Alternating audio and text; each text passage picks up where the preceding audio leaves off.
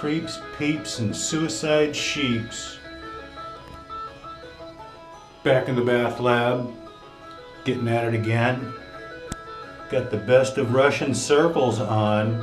If you've never heard of this band, I suggest you check them out, or just watch more of my shit, because you'll definitely hear them.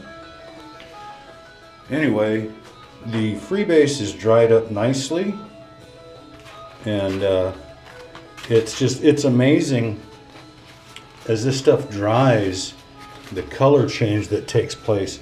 I mean, you expect it to lighten up as it dries, right? But hold on here. Let me get rid of the fucking shade, because the light just beats in this window. So I have this like foil coated foam board left over from a little grow room I built. And okay, now we have some light.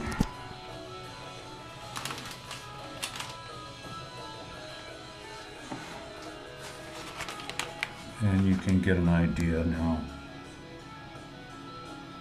of the color of this stuff. Now this is the first precipitation. There we go. This is the first precipitation out of my soup, and it's amazingly clean.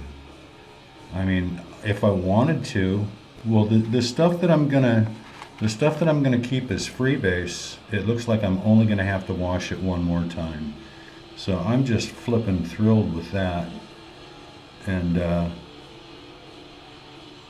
so my next step is gonna be to take one of these, not sure which yet, I still haven't weighed it, but I'll take one of them and acidify it, right? Mix some vinegar in, and then we'll deal with the issue of the proportions of Freebase, vinegar, and water that we're going to have to deal with to get this shit to precipitate out as the hydrochloride, and to do it as if it wants to, instead of being like beaten into it with a fucking stick.